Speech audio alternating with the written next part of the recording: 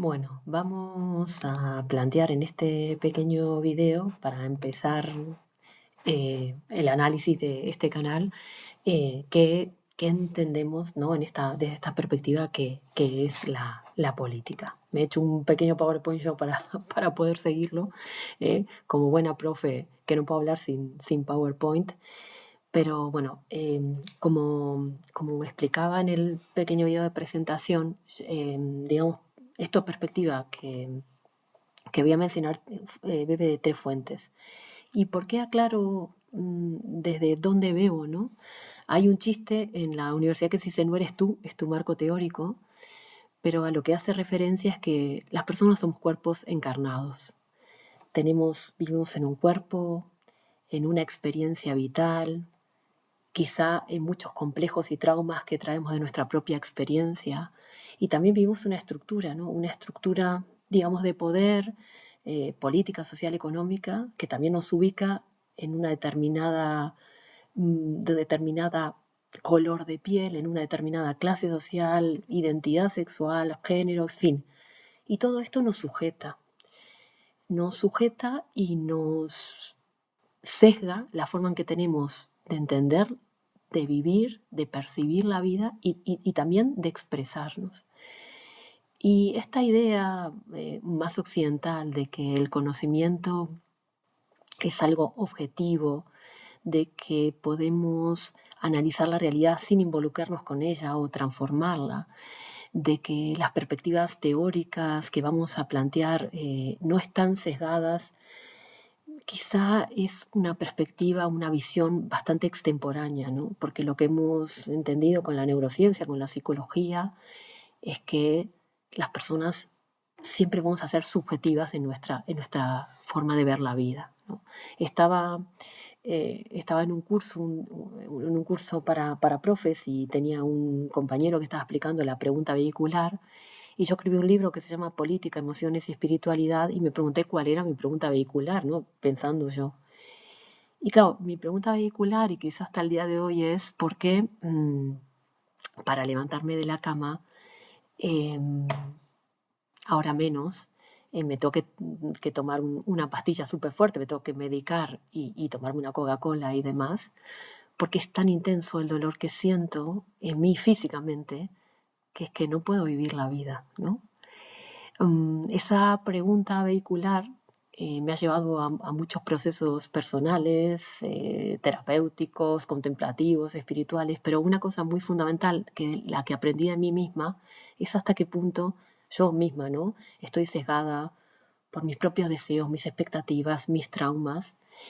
Y cuando llegas a ese punto y te das cuenta hasta qué punto estás completamente sesgada, ¿no? Y tu perspectiva es totalmente personal y subjetiva, y nunca vas a poder acceder a la realidad está fuera de ti, es imposible no asumir una perspectiva de humildad epistemológica, aunque suene un poco snob el concepto, en el sentido que lo que planteas o lo que planteo es una subjetividad, es una perspectiva, no es un gran descubrimiento académico, no es una verdad, es una perspectiva que va a estar limitada, que va a tener muchos problemas, y que posiblemente haya otras perspectivas totalmente contrarias que tengan un nivel igual de verdad o de acercamiento a la realidad. Y todo esto lo cuento por esta idea, ¿no? Que tenemos en las perspectivas más bien críticas, de que lo que vamos a contar siempre está encarnado en un cuerpo, una experiencia vital, y nunca va a ser objetivo. Entonces, desde esa perspectiva, yo bebo como de tres fuentes, que en realidad son más, pero y que no son mías. Una es, evidentemente, lo que estudio, ¿no? La política, la idea de la política desde diversas perspectivas de las ciencias sociales, digamos, desde la filosofía política, desde las perspectivas de las transiciones ecosociales, desde los feminismos, las teorías críticas, pero también desde la economía, desde la sociología, desde también la antropología y desde la propia psicología, ¿no? Pero basándome principalmente en todas estas perspectivas críticas, que lo que pretenden es deconstruir un poco la realidad, intentar comprender por qué hemos naturalizado lo que hemos naturalizado, por qué actuamos como actuamos, por qué el mundo se construye de esta manera, y cuestionarlo, al menos preguntarnos, y mucho en ese sentido de todas las doctrinas que apuntan a las transiciones ecosociales, los ecofeminismos, las teorías decoloniales, las perspectivas antirracistas, las visiones de quizá de otras culturas como el buen vivir, ¿no? Esa es una parte. La segunda es todo lo que nos ha enseñado una parte de la neurociencia y la psicología, esta idea de que somos seres integrados, de que el cuerpo y la mente son lo mismo, ¿no? De que en el cuerpo, como dice Van der Kolk, el cuerpo lleva la cuenta, en el cuerpo se expresan los traumas, los miedos, las represiones, y también el cuerpo nos enraiza a la vida, al momento presente, ¿no? El cuerpo es un proceso de muchísima sabiduría, como decía Ramón y Cajal, el cuerpo sabe lo que la mente aún no conoce, y integrar estas visiones, porque yo creo que no podemos estudiar la realidad sin comprender cómo esa realidad nos está afectando y cómo integrar esa realidad política a nuestras propias emociones, nuestro propio ser, y cómo nosotros podemos hacer una política diferente desde la propia experiencia vital y la construcción de redes, no solo en los partidos, en la vida cotidiana. Entonces la segunda perspectiva es todo lo que hemos aprendido de la neurociencia, también un poco la física cuántica, bueno, que en algún momento abordaré la relación entre física cuántica y política, si es que puedo, pero la idea de la física cuántica está de que la realidad última está integrada, como dice el budismo. Somos seres interdependientes, interconectados, y, y no podemos pensarnos que siquiera desde una perspectiva aislada de la naturaleza, de los animales, de los otros seres humanos. Y la tercera, de las terceras doctrinas que bebo y que voy a hablar de la política desde ahí es, bueno, las doctrinas estas que se llaman contemplativas, espirituales. Ya sé que en el ámbito de la universidad suena fatal, pero bueno, es lo que hago y a lo que me dedico, ¿no? Como, bueno, el budismo, la cábala, el cristianismo, las perspectivas contemplativas, incluso el mindfulness, ¿no? Como todas estas visiones atienden a una parte fundamental del ser humano, que es cuál es el sentido de esta vida, para qué he nacido, como dice la cábala, se pregunta por qué nací, por qué voy a morir, cuál es mi sentido. Y eso es una parte fundamental del ser humano. No podemos, creo yo, desgajar todas esas preguntas por el sentido de la propia experiencia humana, pedagógica, en mi caso, en la universidad. Entonces, esas tres perspectivas, bueno, perdón, también el Tao, ¿no? El Tantra, o sea, las estudio y las intento incorporar a mi vida, porque creo que tienen una sabiduría muy fundamental y que tenemos que integrarla. Entonces, trabajo desde esos tres lugares, y entonces os voy a contar desde ese lugar lo que es, digamos, más o menos yo entiendo, pero no son míos, ¿no? Sino lo que he estudiado, lo que he integrado de lo que es la política.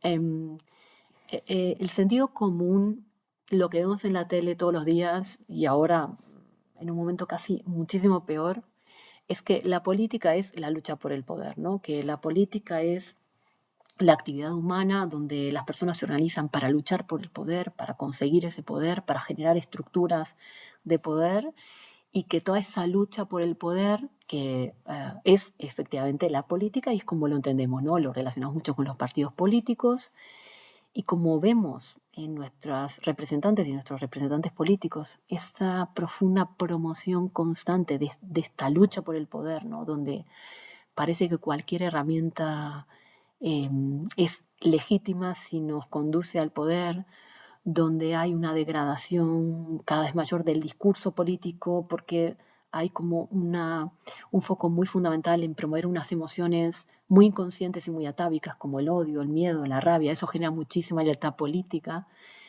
Como vemos que la geopolítica y la violencia y la guerra organizan un poco últimamente, o siempre lo han hecho, las relaciones internacionales, como escuchamos los discursos políticos cada vez más violentos hacia los otros, ¿no? Hacia todas las personas que no piensan como nosotros, que no son como nosotras. Hemos naturalizado y normalizado que eso es la política. La política es la lucha por el poder, la utilización de cualquier herramienta que me ayude a acceder a ese poder, y luego, una vez que yo ese poder, la organización de actores, procesos y estructuras en función de mis intereses, los de mi grupo, porque he logrado el poder, ¿no? Entonces, como hay una lucha por el poder, el que consigue ese poder the winner take it all, se queda con todas esas estructuras y las organiza para sus propios objetivos, últimamente casi personales o de sus propios grupos. Bueno, esta perspectiva que yo como profesora de ciencia política la tengo que estudiar, la tengo que analizar y la tengo que ver, porque si no entiendo cómo el poder se organiza, ¿no? Cómo el poder también se integra un poco en el cuerpo, ¿no? Como todas estas visiones, digamos, hegemónicas, en el sentido de que son las que prevalecen, ¿no? Que son visiones que no somos conscientes, pero que son visiones patriarcales, coloniales, racistas, antropocéntricas en el sentido de negar la naturaleza y los animales como seres sagrados, ¿no? Y solamente pensar en el ser humano como el ser integral. Estas perspectivas no están solamente en los partidos políticos y en la unidad. Estas perspectivas se integran en nuestro propio cuerpo, en nuestra propia vida, en nuestras emociones, en nuestro inconsciente. Y todas estas sujeciones, ¿no? Como decía Foucault, todos estos sujetos sujetados que terminamos siendo, eso es parte fundamental de lo que es la política. Entonces, toda esta primera parte de la idea de la política como poder, como lucha por el poder, no la estoy negando, ¿no? Es parte de la vida y yo como profesora es lo que estudiamos, ¿no? Y lo que intentamos desde las perspectivas críticas es entender cómo funcionan para ir deconstruyendo esas normalidades y esas violencias cotidianas que ejercemos sin ser conscientes sobre nosotras mismas, nuestro cuerpo, nuestras emociones, nuestra libertad y sobre los demás, y sobre la naturaleza y los animales.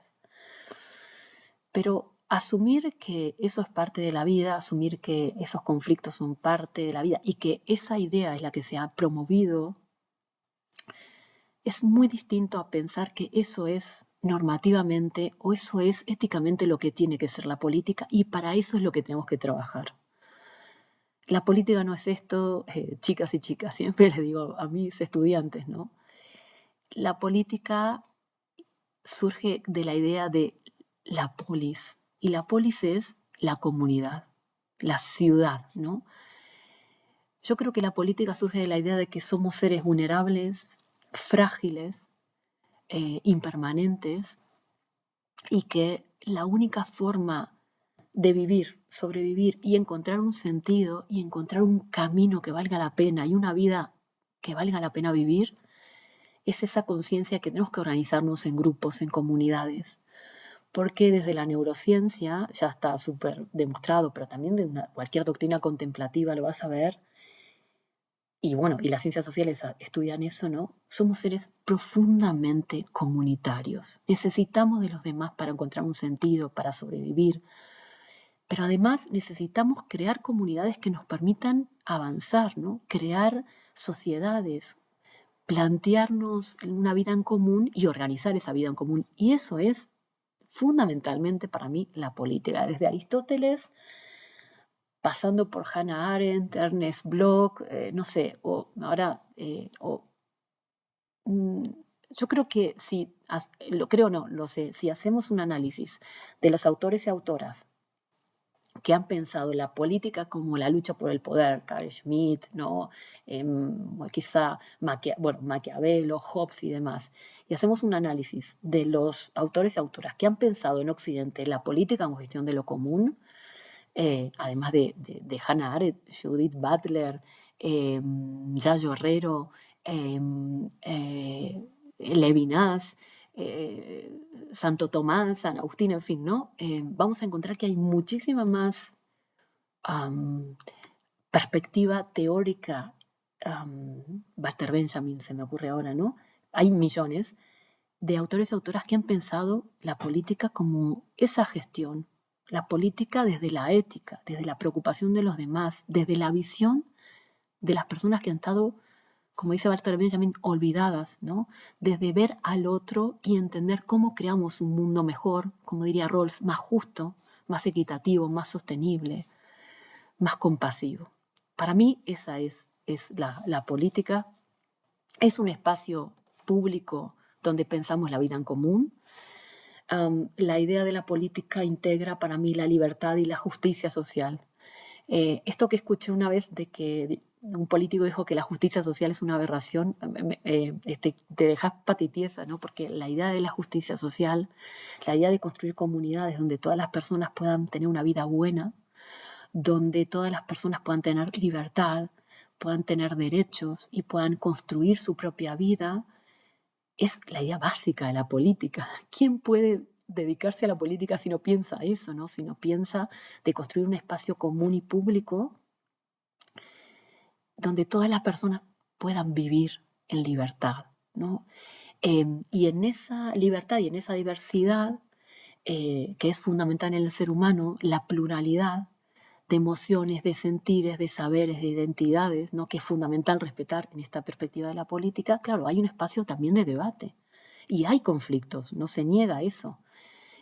Y es un espacio donde las personas se expresan en su diversidad y también debaten de cómo gestionar la vida en común. Y por eso los parlamentos, los debates y los espacios comunes que hemos generado en la política. Y yo creo que es importante comprender esta perspectiva de la política, porque esto, aunque no sea popular y no nos estén diciendo nuestros representantes políticos, esto es lo que hemos pensado en el mundo, esto es lo que las personas que se han comprometido con un mundo mejor han pensado, han escrito, han imaginado. Y yo siempre me encuentro con alumnos muy brillantes que 2 por 3 me dicen, profesora, o Natalia más bien me dicen, ¿no? Muy lindo lo que pensás de la política, pero así no se puede hacer política. La política es la lucha, no el poder. Y puede ser, ¿no? Puede ser que esté totalmente equivocada, lógicamente, seguro. Pero hay algo que sí también sé. Bueno, 3 cosas. La primera, si no encontramos un camino de sanación, de emancipación, de compasión con nosotros mismos, si no integramos esta visión de la política, la necesidad de comprender nuestras emociones, nuestros traumas, nuestras necesidades de los demás, las enfermedades, el cuerpo, la relación con la naturaleza, si no encontramos en nuestro propio ser cómo el patriarcado, el colonialismo, el racismo se integra a nosotros y produce violencia hacia nosotras mismas y hacia los demás, no se puede hacer política desde una perspectiva crítica, porque la política es emancipación. Y la emancipación empieza también por nosotras. No es un trabajo individual, es un trabajo colectivo, ¿no? La sanación, la integración es un trabajo colectivo, pero supone también una perspectiva personal, meditativa y abierta. Eso es lo primero. Lo segundo que sé es que las perspectivas espirituales, contemplativas, que ahora están algunas muy de moda, nunca te van a llevar a la individualidad, a la meritocracia de la propia salud y yo puedo y se cumplen mis sueños, porque cualquier perspectiva espiritual real, me refiero budismo, taoísmo, hinduismo, tantra, cristianismo, judaísmo, cábala, islam, cualquiera de ellos siempre van a llevar a la compasión. Y la compasión supone un trabajo real en la vida que tenemos, en la vida cotidiana, en el día a día. Y esa compasión y esa emancipación siempre supone la comunidad. No hay perspectiva espiritual que no tenga un compromiso real con la vida de las personas que están a nuestro alrededor o quizás la política. Y lo tercero que sé es, si no podemos, posiblemente en lo que yo planteo no se puede aplicar, seguro que no, que hay gente mucho más brillante que me ha dicho, mis colegas, no, esto es una ilusión, bien, fenomenal. Pero lo que sí sé es que si no podemos imaginar un mundo distinto, si no podemos construir idearios como visiones éticas que apunten a que la política esté imbricada con la bondad, con la compasión, con la libertad de respetar lo que cada uno es y dar derechos para que eso sea. Si no podemos imaginar otro mundo posible, otra política posible, pues no vamos a poder construirla. Porque sin palabras distintas, sin imaginaciones, sin esperanzas diferentes, el principio de esperanza de Ernest Bloch, no podemos construir nada diferente. Bueno, nada, era esto. Muchas gracias. Si hay alguien que ha visto esta pequeña reflexión, sabéis que la neurociencia dice que la mejor forma de estudiar es evocar, y evocar es cuando el conocimiento no se lee solamente o se escucha, pasa por ti y se expresa, ¿no? Así que lo que he hecho hoy es un proceso de aprendizaje para mí. Os mando un abrazo y que tengáis un feliz día.